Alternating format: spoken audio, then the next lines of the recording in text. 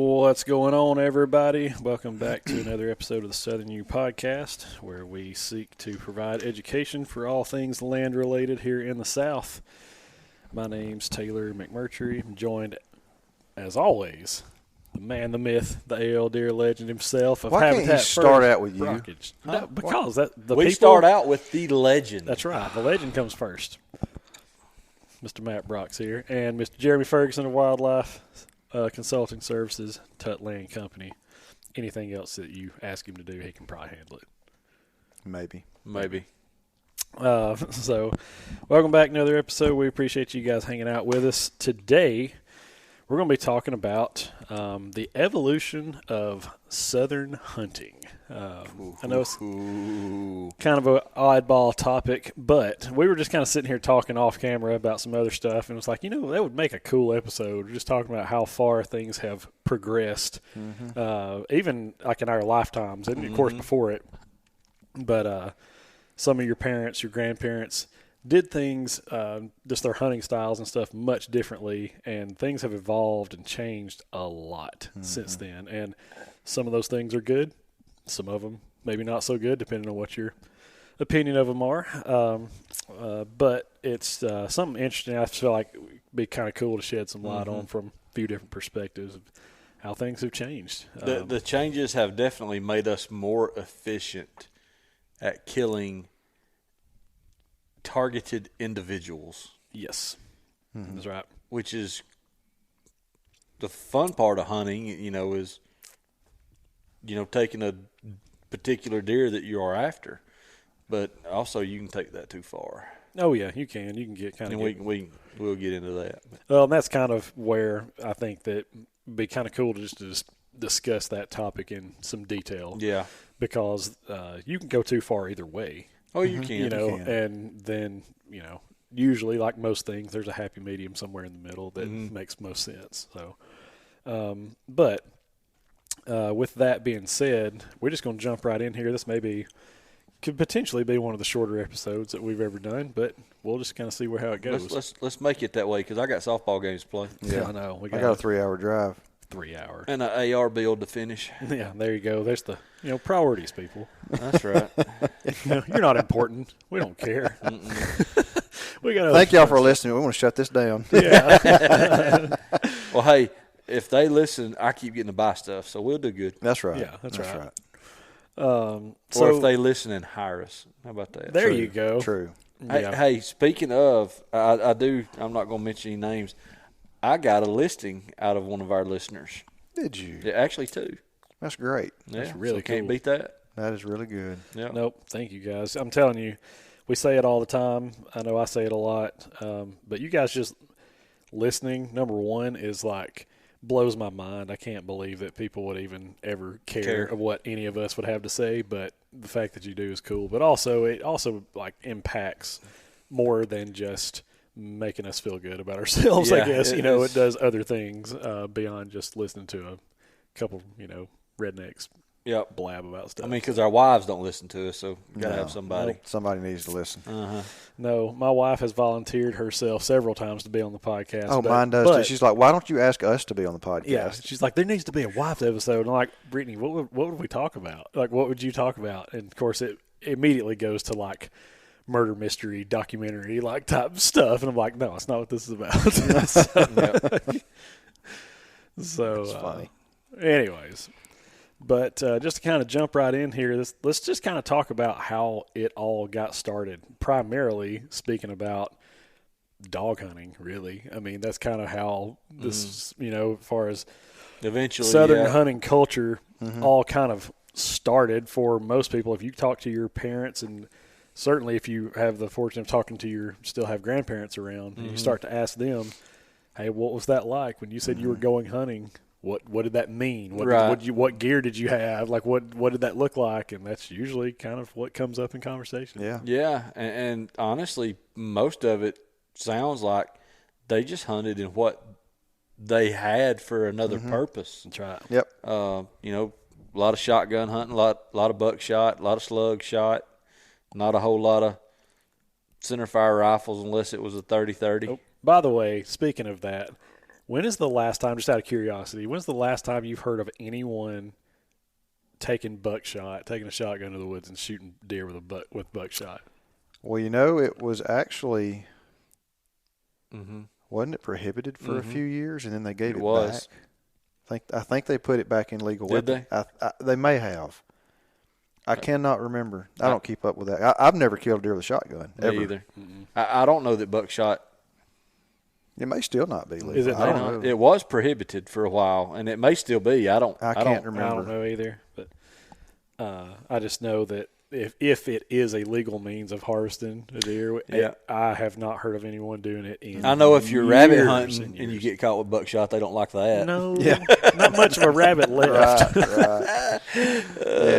Know plenty of guys that do that. Yeah. But, dog hunting back then, it was a weekend social event. Mm-hmm. Exactly. I mean, they all got together, had a good time, ate, visited, and then they'd go out on stand and hunt for a couple hours and come back and fellowship and that's it. Have a good time again, That's right. Some of them would go back and still hunt that afternoon. Mm-hmm. But they'd hunt, late morning to midday, run those hounds and have a good time, come in and celebrate the deer they shot.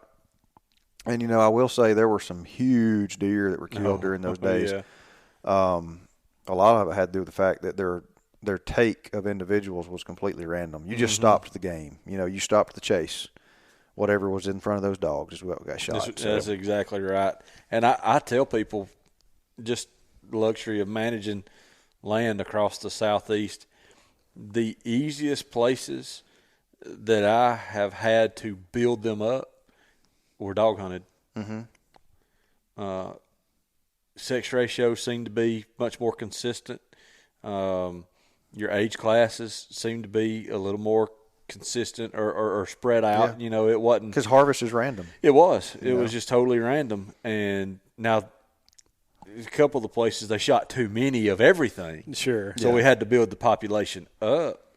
But the randomness of it made things much easier to build a good solid herd. Not getting into quality or racks or anything like that, but good balanced age class and good balanced sex ratios were much easier to achieve on those areas. Yeah, which I think that's it. That is interesting because we'll talk about it later, but we've kind of moved so far from that in a lot of ways that it's almost could hurt populations because you're right the other way. Taking a very specific age class of deer and not kind of spreading it out some. Is that hurting your population? Potentially. Could it? Yes. But yeah, I do think there's a lot of truth in what you're saying. Like, hey, this was just kind of what people did. Absolutely. This was a social. It was either time, Yeah, it was. You had sustenance hunters. Yep. Especially back then. I mean, you had people that lived off what they ate, and you still do now. But a lot of people like to say that they're sustenance hunters. I know some guys that say they are. I don't know anybody that's a hunter that lives off of only things that they harvest and things that they grow. Right. So I struggle with people calling It themselves. may be a primary source, Yes. but it may not. It's not the only source. Yeah, I struggle with folks saying that it's only sustenance for them. And generally that's the folks that I talk to that want to shoot anything they have in front of them. Sure. And look, I know that's a very general statement, and I don't mean that all of them are that way. I'm just saying the ones that I know use that as a crutch. Yeah. And that's fine. Whatever. Well, do what you want to do. Going back to the dog hunting days. Sorry, Eric. Can't eat the horns. Yeah. Just kidding, man. That's when the deer population in Alabama was growing and actually newly emerging in some areas. Deer populations were not what they are today. No. So if they wanted to see deer, they had to get something behind them to get them out of the thicker cover and push them out in the open so they could see them. Yeah. Things have changed so much since then. Yeah, and land ownership patterns have changed. That's the primary reason. That's a biggie, especially once you get, I'm going to even say Montgomery north. Once you get north of Montgomery, land ownership patterns are much more broken up, dispersed. Yep. And it's hard to find enough acres to run a dog club on. Without impacting other Yeah. other people and other recreational uses. I mean, because when I was at Sotero, we had dog hunting, and we stopped it, and everybody's like, oh, you hate dog hunters. Well, we stopped dog hunting because our insurance carrier was not going to carry our insurance. That's right. Because we allowed it. It had very little to do with we didn't want to deal with dog clubs anymore. We wanted to outlaw, that whole thing. It wasn't that. Now, when they started lighting fires because we canceled their hunting club because it was dog hunting, then, we kind of got a little feisty with dog hunters then. Well, and I think it's important to note, this is not a debate on whether dog hunting is good or bad. We're just talking about the history of Southern hunting culture, and it just happens to start here. Yep, and honestly, I'm all for dog hunting as long as you've got the acreage. Yeah. I've been on dog hunts. I've not actively participated and shot, but I've been on them and been with folks, and man, it's a blast. But it's not my thing. Stay away from my property. Yeah, I mean, would I go on a dog hunt? Absolutely. Looks like a blast, but it's just something that we don't do. Up here, right? Even places that I can hunt up here, man, the average size, other than the properties that I'm hunting around them, man, they're 20, 40 acres. Yeah. You can't run a dog on that. No. You can for few 15 seconds. Yeah, for about 10. then they're gone on somebody else. That's right. But yeah, I wish we had the opportunity to have more of it.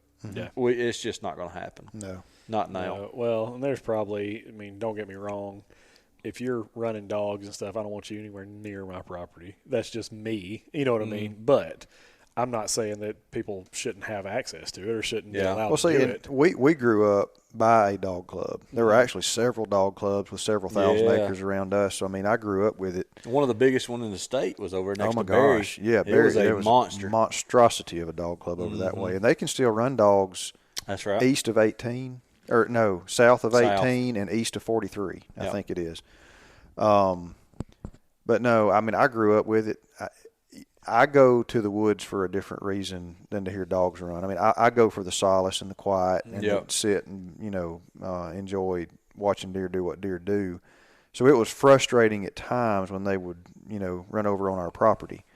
But I'm certainly far from being one that thinks that it should be, done away with or outlawed. Sure. But like Jeremy said, I just think you need the acreage, the proper amount of acreage. There's a good way to do it. Yes. And there are some really, really, really good dog clubs out there. Yeah. And I can say, as frustrating as it was, I don't think it impacted our hunting.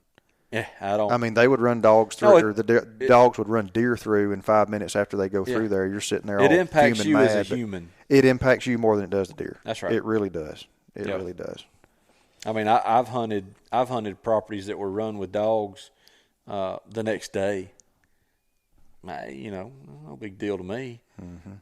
Still saw deer. Now, I wasn't hunting particular bucks, with that venture, that particular time in life. I was just deer hunting. Yeah.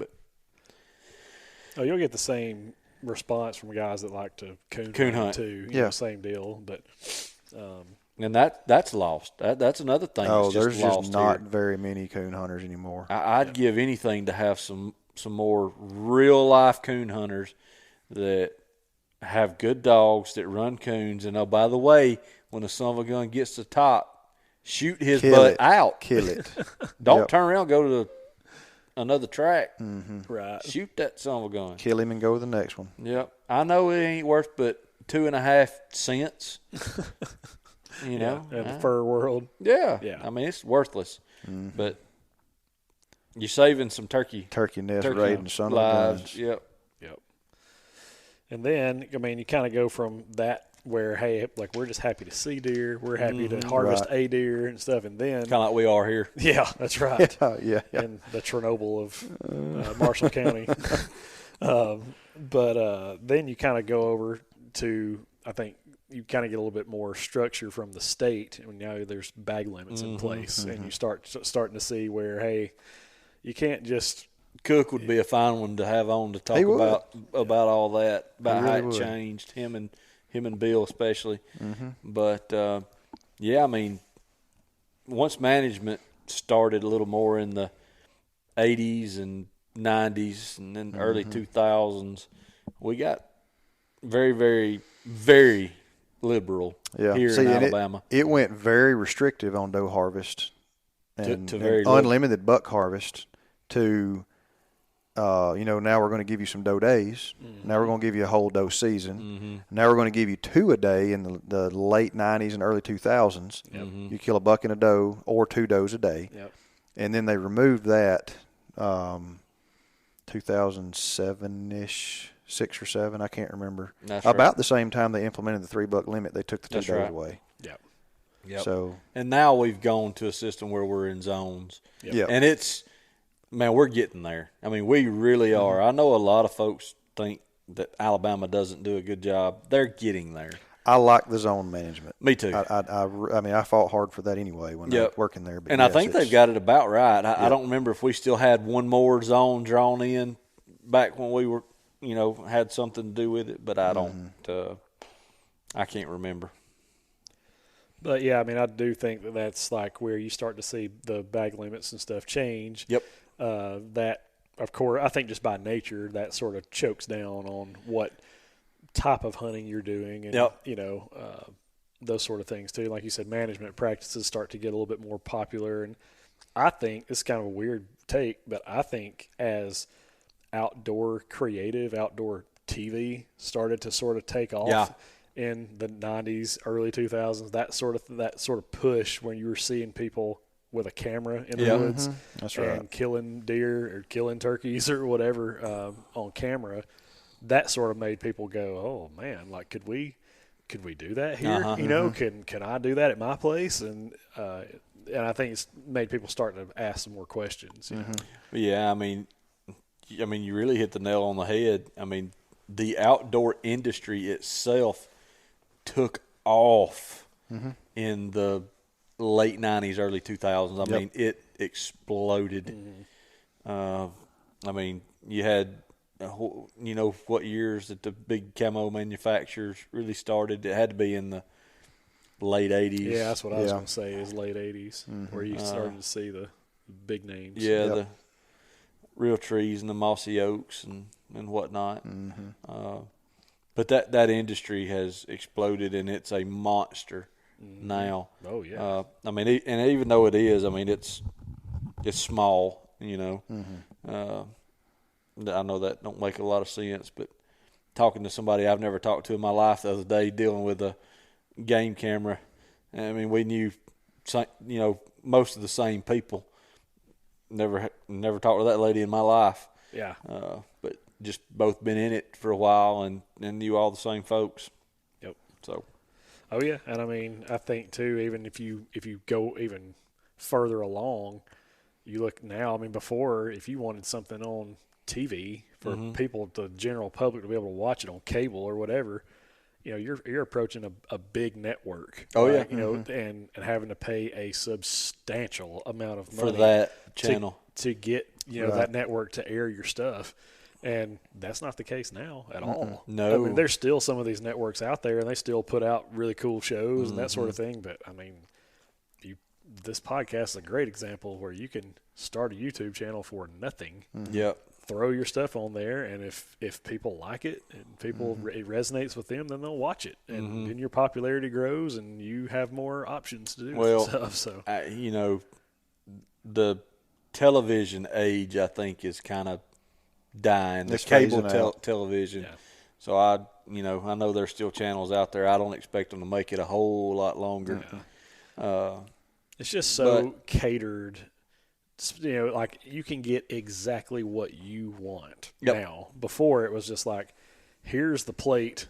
Eat from it whatever you like, and whatever you don't like. Here's the $180 option per month. Yeah. Here's the $220 option per month, Yeah. and here's the most expensive one. And it's like, Here you go. You're like, nah, No, not to it's watch that. now you can get a subscription to a couple different services and hand pick. I want to watch this, this, and this, and I can watch it whenever I want to watch it. It's on my own time. You know, I can binge and watch the whole season in, Yep. you know, one night or, you know, But whatever. I know So, in high school and in college, I mean, we didn't sit around and wait on them to come out, but every time Realtree Monster Bucks came out, Oh, my gosh, yes. or Primo's Truth About Hunting came Yes. out, we were at Walmart getting that tape video. or that DVD. VHS. Yeah, it started out on VHS. And by gosh, me and some of our buddies were sitting around watching. We'd binge watch it. Yeah. I mean, I Just know talk- we weren't buddies back then, but we did the We ain't same buddies thing. now. Well, shut up. Just but yeah, I mean, we did. We binge watch it, and look, you'd watch them over and over, Yep. just dreaming about that. Killing a 140 or 50-inch deer like what those guys were doing. Yeah, Yeah. and then it starts becoming, you know, a reality because management is expanding, and now, you know, management has expanded even more. More people are managing today than they ever have. But you've also seen I think you've seen a greater divide now than you probably ever have between hunters themselves. And we are by far our own worst enemy. absolutely, 100%. If we could kind of group up, then I think we could handle a lot of the anti-activity. But because still hunters want to be against dog hunters, and dog hunters don't want, you know, just the plethora of everything, we've separated ourselves out with these little bitty microchasms of differences Yep. and turned them into something that's huge. Big deals. Yeah, and Real really big deals. it's not. Yep. Not something a little bit of communication can't handle. That's why I push cooperatives and communication so much. Y'all hear me say it all the time. Yeah. Make you want to just like grab people by the face and go, like, do you want to continue hunting? Yes. Yes, I do. All right, can we be on the same team here? Yep. Like, can we just get together? Yep. You know what I mean? Because Yep. if you don't stop and this guy doesn't stop doing his thing, we start pulling in opposite directions. We're not going to have this anymore. You know, it's Well, a perfect example is occurring on some more property that Matt and I know fairly well down South Alabama. There's a big piece of property that's being sold now, and it's being bought up by some individuals that the whole purpose of them buying it is to get rid of the people that's on it. yep. I mean, you've got people spending mega money because they can't get along with their neighbor. Yep. If I'll go broke trying to just make sure that somebody else isn't over here. Yeah. You know, Yeah, whatever. and look, part of it I get. You know, Matt and I try to manage what we hunt as good as we can. You know, I've got some places here that's got a deer or two, and I can't manage them, so I put all my eggs in the basket over that way. But communicating with your neighbors and getting along would go a long way about, you know, keeping our, the culture, the camaraderie, and enjoying the time together. It would go a long way toward kind of fixing that. Yeah. Well, I think some people get so caught up in, you know, what they're trying to accomplish on their property. And I'm going to use the examples of, you know, trophy hunters versus just the guy who wants to shoot a quality buck. And I think there's a difference. There's a There difference is a between difference. quality deer and trophy deer. Yep. And you get a lot of conflict there. And I think a lot of times if the trophy hunters would just understand and stop back and think for a second, I'm making such a big deal out of a calcium deposit Right. on the top of a deer's head Yep. that I can't get along with anybody. And then the other guys, the quality managers, are just like, well, I'm just going to shoot anything I want just to get under his skin. And, That's and where the problem you comes never in. get anywhere. Uh-uh. You never get anywhere with either one of them, you know. So I just think that people need to say, hey, look, this is what we're trying to do. We want to try to grow some trophy deer.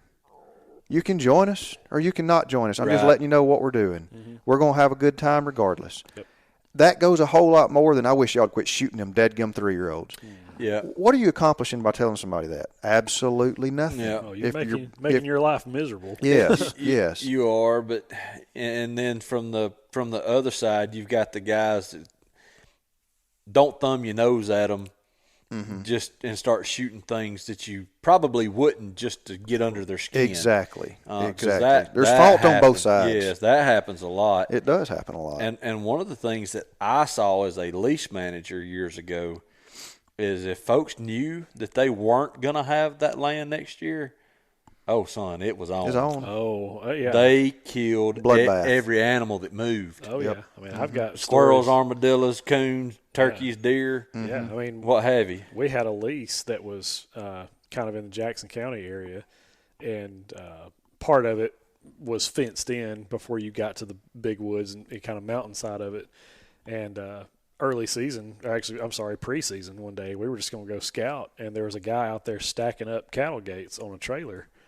Oh, I guess he's moving his cow somewhere, whatever. And talked to the guy, and he said, "Boys, y'all hadn't heard? Y'all ain't got the news yet?" And I was like, "No, what do you mean?" And he said, "You're not going to have this next year.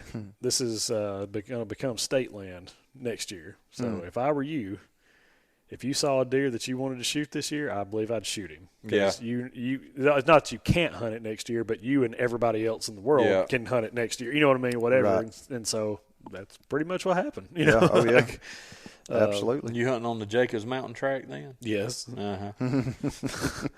Yep. It was our lease for a year, and then it became Forever Wild. Yep. Yep. So That's a good track. oh yeah, we loved it for the year that we had it. I mean, Yep. I can't think of a single time that I sat and didn't see deer. Of course, I mean I didn't shoot, but maybe 2 off the whole the whole season. But it was just a really cool place. But kind of along that same spirit, there, I think you make this other big culture change that I think sort of even has impacted like Southern hunting culture too. Is that you have the introduction of game cameras, and I don't mean cell cameras. I just mean Game cameras. A Yep, game just camera game that will cameras take in a general. picture that you either had to go. I mean, some of those, if I'm not mistaken, they didn't even take SD cards. They took like other forms of. I have got a non-typical camera that I had in high school, and it takes the 35 millimeter Film. roll. Film. Yeah. Yeah. I still Yeah. got some of Yeah. them laying I around. mean, like Then we went to the Walmart. what was called the compact flash card, Yep. the square one, Yep. and then it has evolved into more and more and more. Well, and I more. remember going to Walmart with the 35 millimeter roll and dropping it off, Absolutely. and I just could not wait yes. to go back and pick that up. And you had it was like Christmas. and you had the first 24 pictures of the first doe that stuck her nose in the corn. over and over and over again. Yep. Yep.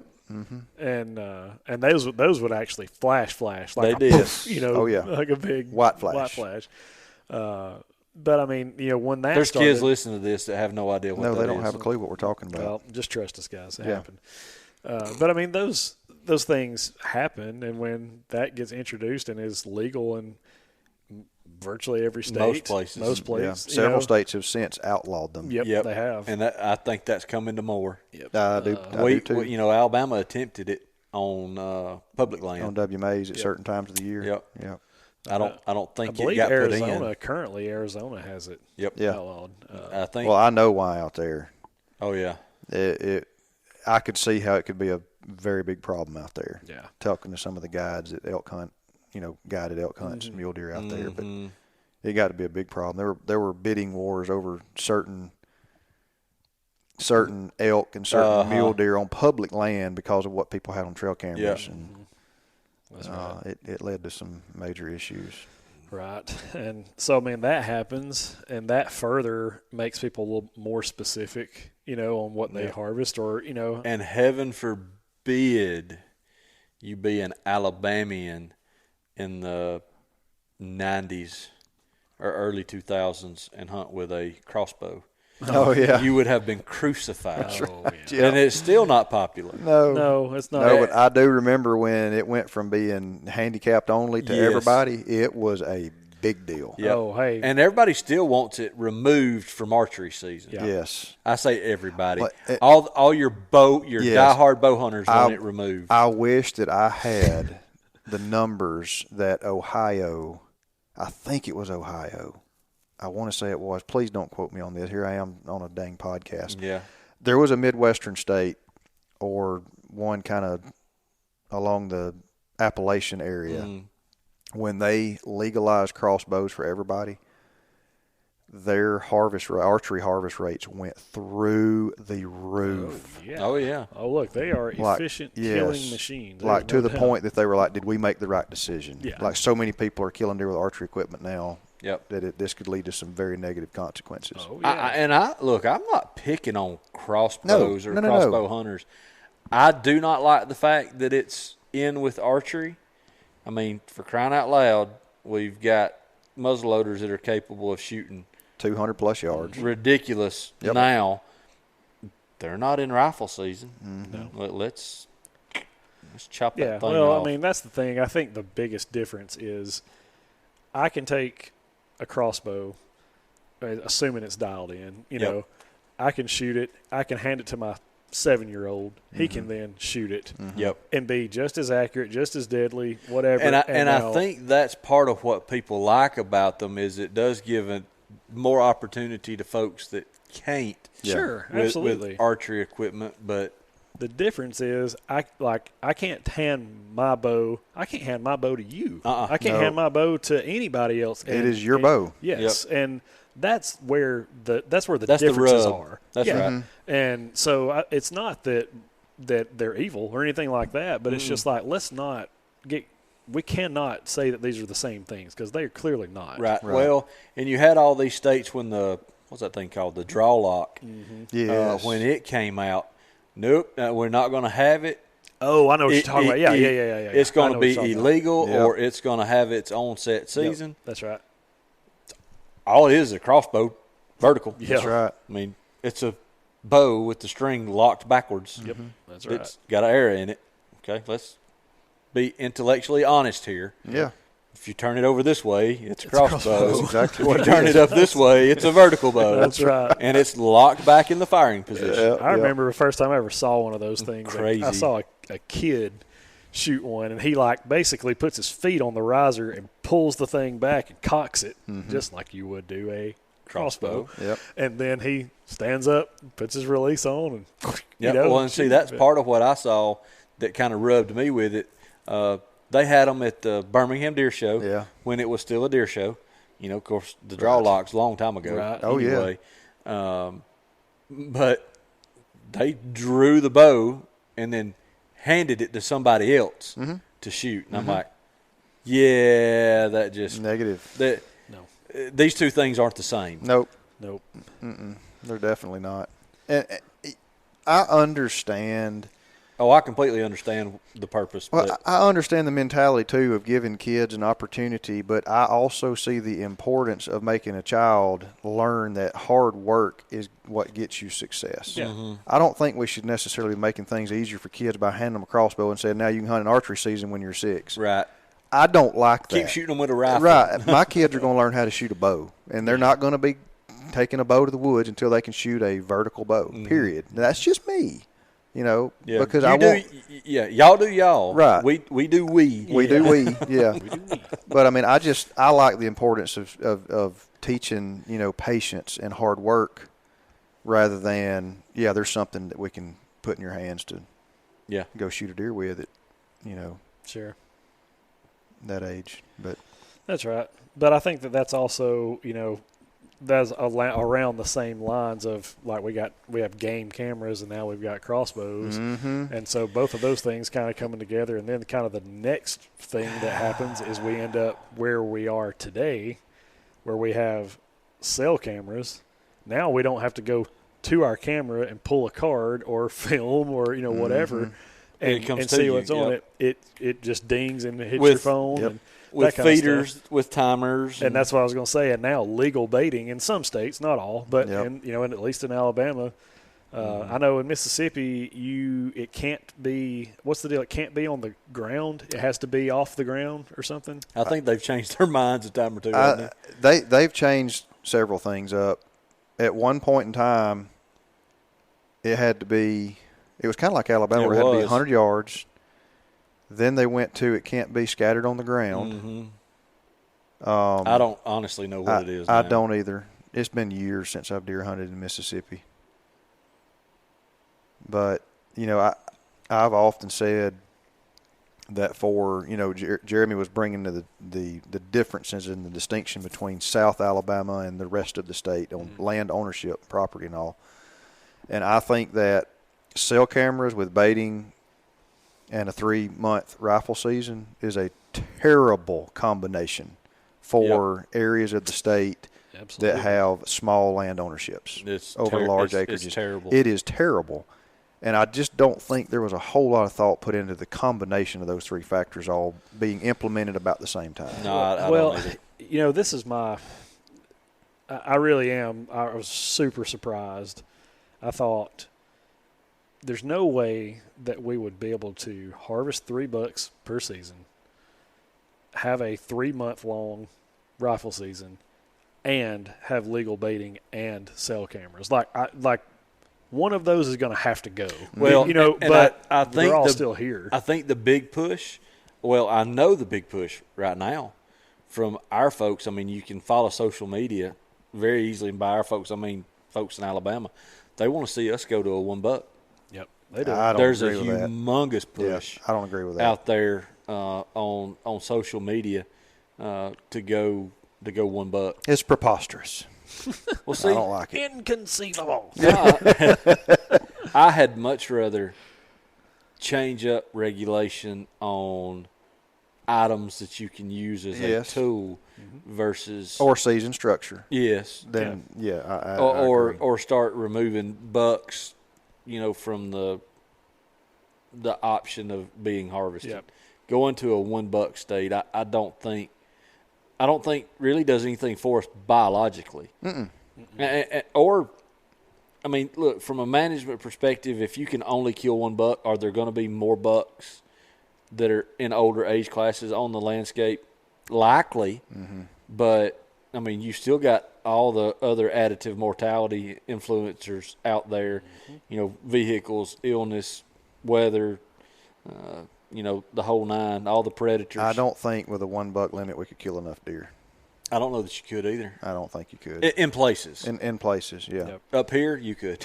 Right. You can still kill the only deer. Yeah, but if we were limited to managing what we have to hunt and all of us could kill 1 deer, we can't manage it. There's nothing there. I mean, especially not in populations like you what would we see. see. Depredation permit applications skyrocket. Oh, yeah. Well, and that's my argument that I bring up with folks like the guy you was talking about on the forum. It was talking about South Alabama's deer population is just tanking. Yeah. Maybe locally. Localized areas, but if you were able to poll farmers and whether or not they're seeing more deer damage now versus 10, 15 years ago, it's more now. They're going to tell you more. Yeah. And the depredation permits were increasing on an annual basis. I'm not responsible for them anymore, so I don't have any idea now. But I would assume if they're still doing it the way we did it, that they're still increasing in numbers. Yeah. So look, when you've got row crop in an area that's closed canopy forest, whether it be pine or hardwood, you're going to have the deer. I mean, you've got artificially inflated populations on those row crops until acorns fall or the crop comes out. It's just fact of life. You're going to have to deal with it. And then those deer will distribute away from that crop. Yep. At that time. So you can negatively impact populations that way if somebody's not doing depredation permits the right way. But just seeing the number of them that we still see, I can't fathom that there's a deer problem by and large, overall. I mean, the people that are pushing for $1, my question would be, okay, like what are you what's the goal? Like, what are you wanting to happen that isn't happening now? Is it Yeah. you want bigger deer here? They do. That's generally that's it. the Well, answer. I can Okay, tell you. I feel like that's fine. Like, if you want bigger deer here, whatever. I'm all for it. But I don't think the way you do that is by saying you cannot harvest. You can only harvest one buck. What if? And I know people will hate me for this. What if we scale back that centerfire rifle season? I'm all for it. Amen. I'm what all if, for it. What if? Let's instead chop of- all of December out of it. Yeah, I mean, my gosh, can we? You know, except for areas that's a rut. I love how the state decided to leave rifles in, or bring the hunts in to where rifle or the rut was. Like southeast Alabama, they've got that period that they can hunt with a rifle that's early. Yep. How early is that? I don't remember. It was real early that they could hunt with a rifle. Yeah. I know, even like in, I believe, Tennessee, if you want to hunt the velvet hunt, Yeah. you can hunt velvet deer with a rifle. Oh, Yeah. I didn't know that. Yes. Man, you're talking about September. Crap on that. Yeah. But Yeah. what I'm getting at is if you're trying to impact, I want bigger, older deer. I want, more calcium deposits on his head. Yeah. That sort of thing. Okay, then the population of deer are not going to suffer necessarily if you take less of them. You know what I mean? That's whatever. But like you said, you'd have management issues. But if you scale back that rifle season, by and large, you will kill less deer. Amen. Period. You will less of them will get shot. Therefore, there's a higher likelihood of more of them reaching maturity. So In all game populations, it don't matter what they Yes. are, if you lessen the days of opportunity, you have a bigger impact than lowering bag limits. yes, absolutely. That's the best way to put it. Doesn't matter what the species. Yes. So Yep. that's kind of what I'm. Sorry, I'm just trying to see what this is going on. He's trying to sell land too. Yeah. No, I haven't sold any land No, I today. hadn't sold nothing today. I've lost money today. Actually, I didn't. I did get paid for something earlier today. I wish so I that's got good. paid today. I got a text where I owe a big chunk. Well, I owe money. I lost money. I got to write you a check before leaving today. So. There you go. But anyway, all that to say, I think that there's other ways around that. There's things you can accomplish the same goal without Yep. sacrificing other stuff like that. But And the crazy thing is, look, we're not necessarily bad mouthing corn or cameras or anything else. No, I mean, I use that stuff. Absolutely. We use them, but I would be perfectly okay if it was outlawed tomorrow. Yeah, I would go right back to hunting the way I used to Yep. and be perfectly fine. yeah. Probably happier. Yeah. Oh, I agree. I mean, I've got friends that rely, when I say like study their cameras, Yep. I'm talking about like, you have no idea. Like, people Sure are I do. obsessed. Look to the right. Like, it's to the point where like, hey man, I'm off work, you're off work. Hey, you want to go hunt this weekend? Oh no, I don't have anything showing up on my camera. I'm not gonna hunt today. I'm Yeah. like, dude, like, are we that far gone that Yes, like yes. that like Yes. I can't? I'm not even gonna go step in the woods Look, because my cameras don't show. There is anything a on it. Can we percentage just of go- hunters that are so in tune with their cameras and so dissatisfied with the hunting that the cameras are a bigger letdown than they are excitement. Yeah, Because they don't see what they're after on camera, so their whole season's ruined because I don't have anything that I want to shoot. I'm just not going. Yeah. and That's a sad state to be in. yes, man. It Like is. I'm just like, look, But I do get it Oh, I get it. I do get it. from a time invested standpoint. Right. It's a waste of time because I Yep. know there's not anything out there Well, that I want to kill. You know, I'm a perfect example, but I still go hunting just to hunt. yes. But like my place over there, there ain't a deer over there worth that I want to spend any time on. Right. hunting. I'll let somebody else go over and shoot anything they want to shoot. But I'm not going to spend any time over there. yeah. And that's just kind of where I'm at today. Yep. You know, next year I may be hell on wheels after anything that moves, but I just have so little time to devote to it now that I try to chase something that's the best opportunity, not the biggest deer, but the best opportunity. And that's if I've got that's deer kind of what I do too. that's showing up that I'm like, okay, well, there's a legitimate opportunity I might see that deer. Mm-hmm. I'm gonna go. But if I've got cameras all over the place and the deer's not daylighting, he's always midnight, 1 o'clock, then I may wait till some type of condition changes and go then. I mean, well, you could have been hunting this week, but my gosh. Yeah. Who wants to hunt when it's 80 degrees? I have people ask me every day, "Are you hunting?" I'm like, "No, I'm not fooling with it. It's too hot. I'm not going to fool with it. I don't want to go. I'm tired of wiping sweat off my brow all afternoon until the sun goes down." And I don't know what has happened, but a lot of the bucks that we would have killed are just not on camera right now. So my point being, they may be there. They're there. Yeah. They're just not on camera. Right. And I guess that's my thing is like, I don't mean it for the sake of targeting specific deer. I mean it from a perspective of like, why do we do any of this? Do you feel like cell cameras have kind of ruined it as far as just like why did it, we said earlier, it's a social aspect. It's fun. Like this is all supposed to be fun. It's not a social aspect anymore. No. It's a me aspect. Yes. I believe the feeders and the cameras have turned it into more of a me. But I think, just me personally, it has got to do with that particular person's personality. Yep. I think there are other people their predisposition is it don't matter what the crap's on camera, they're going to go hunt. Yes. Yes. And they're going to enjoy it. Yeah. Well, that's me. Like, hey, don't get me wrong. If there's nothing showing up on camera and I have a property like, hey, this is 2.5, 3 hours away from home, and I don't have anything showing up right there, well, I'm maybe not as inclined to go. That's right. But if I have something that's maybe a little closer to home, oh yeah, and I have, oh my gosh, man, I didn't think I was going to be off today. I'm off. I'm gonna go get in the woods. You know what I mean? Like I guess there's probably the location has to be factored in to some of that. Perfect example is my hunt. Last week, 2 weeks ago, 2 weeks ago now.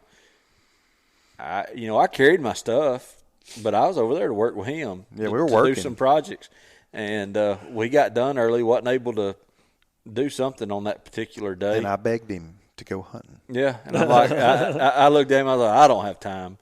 But honestly, I didn't have on these clothes, but I had on a pair of black pants and a white button-up shirt. Yeah.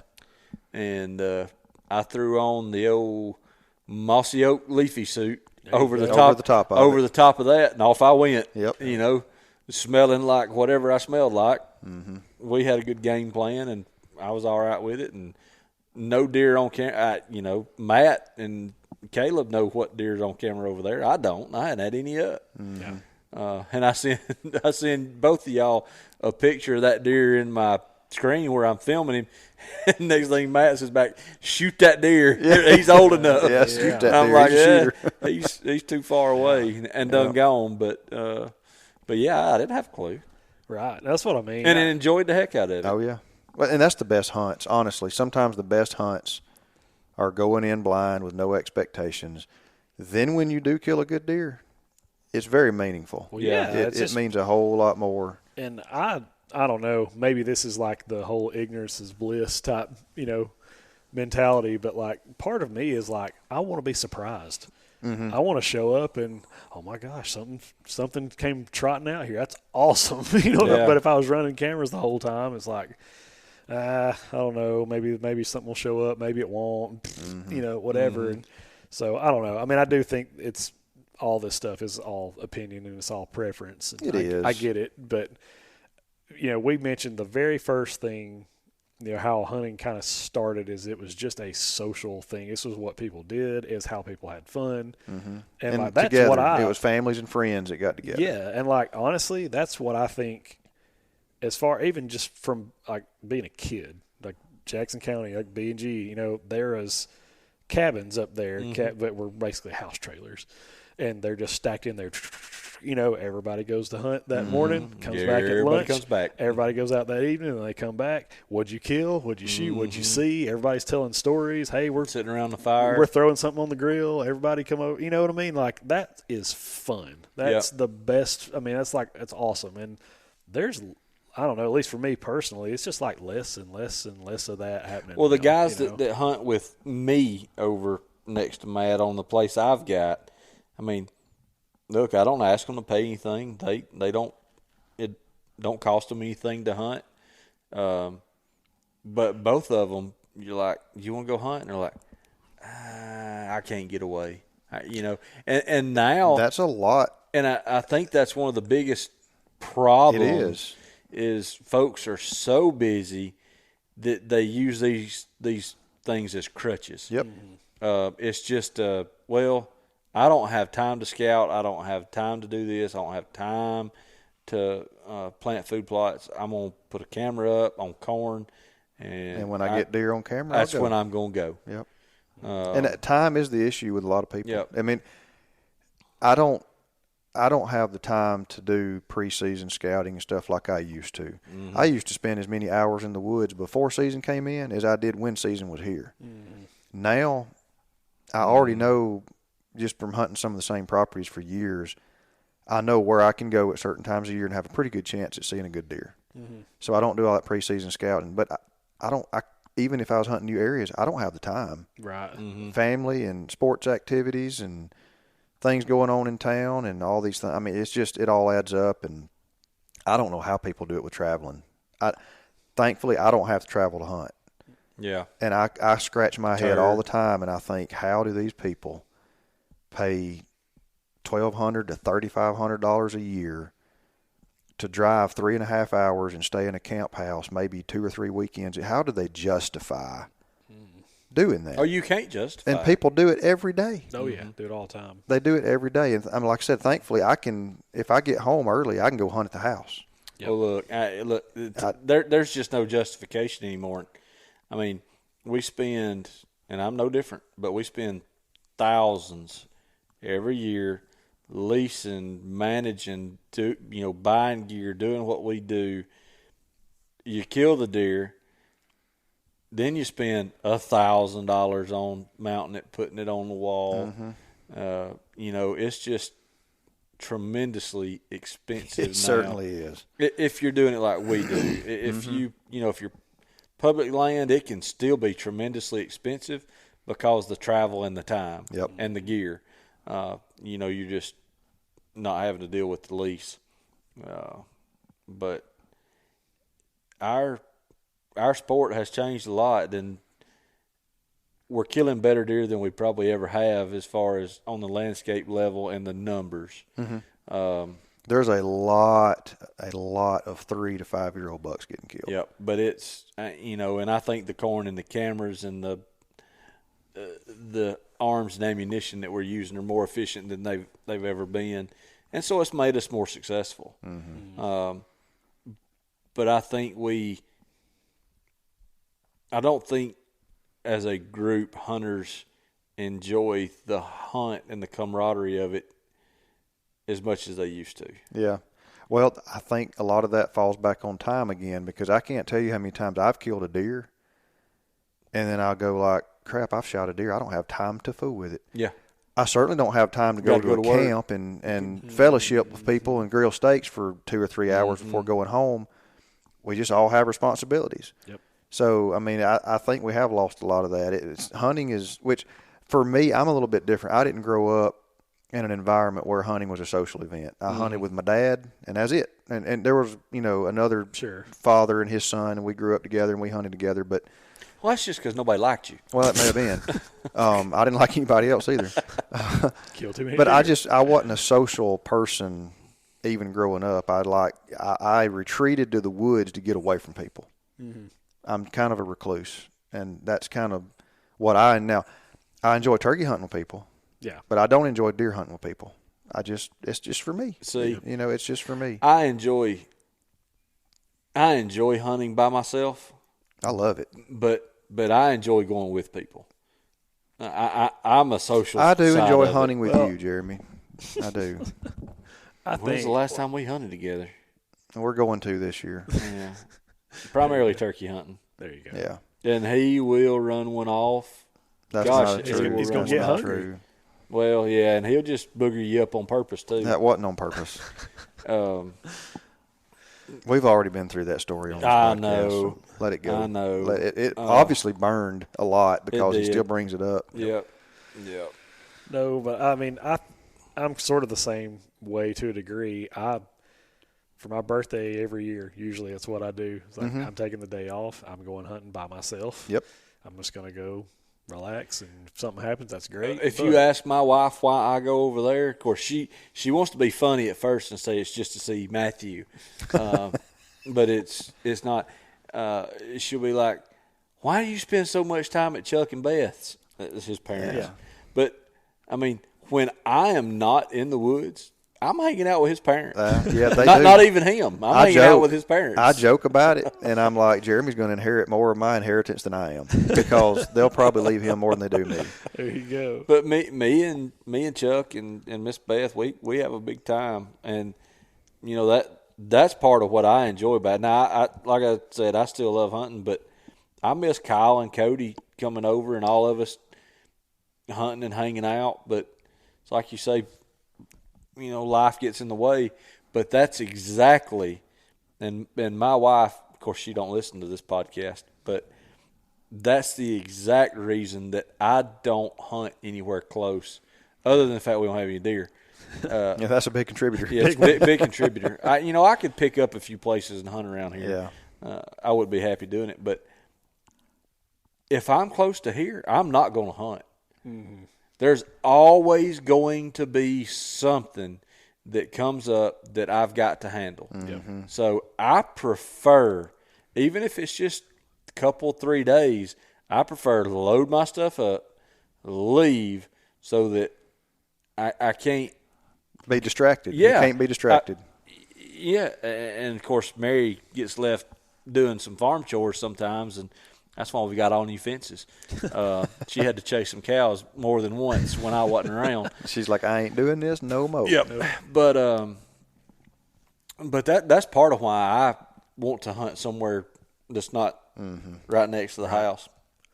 No, and I just think that it's weird. Like, I enjoy the after the hunt. You know, come home. Oh, me Or, too. you know, go or come back to camp and talk and all that kind of stuff, and throw something on the grill or whatever. But I don't know. I got to a point where, like, all right, if I'm gonna hunt, I'm gonna have to hunt by myself. Yeah. Because there's just, like you said, everybody's busy. Everybody's got you know what I mean. And these big clubs and, you know, big giant places where there were lots of members, those are kind of going away, or it seems like there's less of them now, and so it's just, you know what I mean. It is kind of a weird deal how you can be both. You can want to recluse, and then you also kind of want to socialize at the same time. But Well, the whole deal is it's going to continue to evolve, and everybody else will too.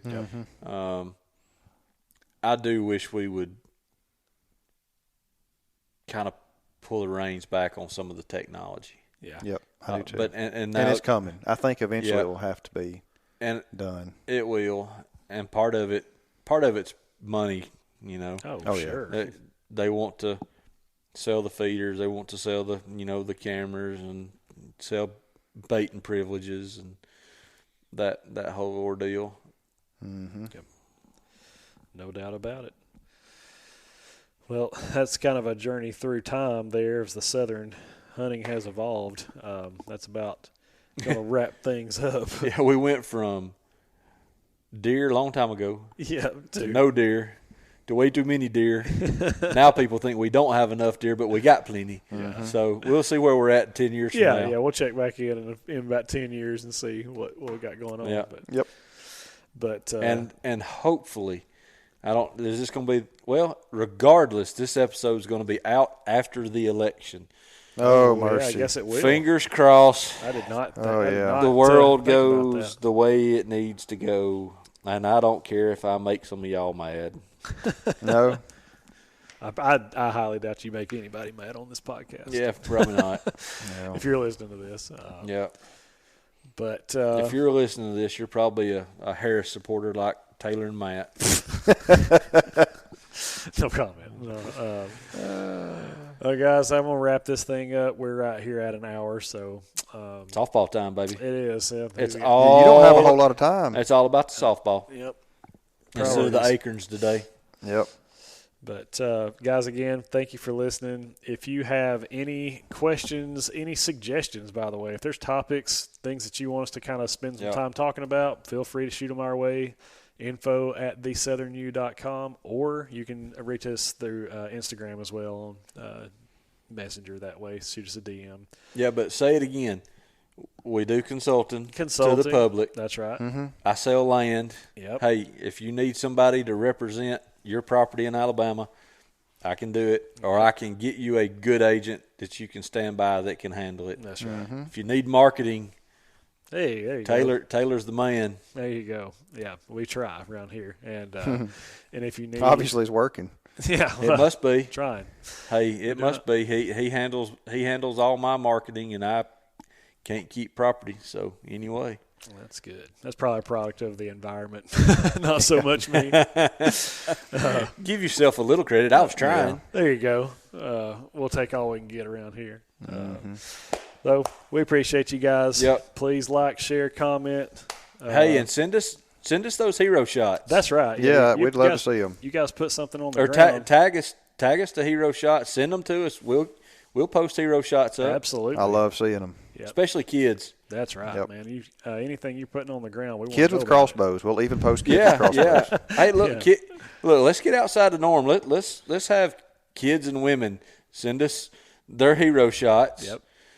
If you're a dude, okay, fine. Yeah, just whatever is on the ground and whoever did it, Yeah. Yep. we'll post it. Eventually, we'll get Matt and his spike on there. Maybe. I have Yeah. not given y'all the footage yet. Yet. Hey, Keyword. It's a cool picture when the hero shot's like this, and you can see Now, nothing. there ain't no hero shot. I didn't take a picture of it. I cleaned it and I disposed of it. That's funny. There's no pictures. There's video of me shooting it. Hey, if you guys want to see Matt kill another spike on camera, won't you leave Yeah, us hit a us comment? up. Yeah, hit us Another? up. Yeah. Another? It ain't He happening. ain't doing it. No. He was so tore up when he told me. He said, "Jeremy," he said, "I've only got $2 left. You know how many places I've got to hunt?" Jeez. Like, you turd. Must be nice. Well, guys, we love you. We'll see Yeah. you on the next one. Peace out.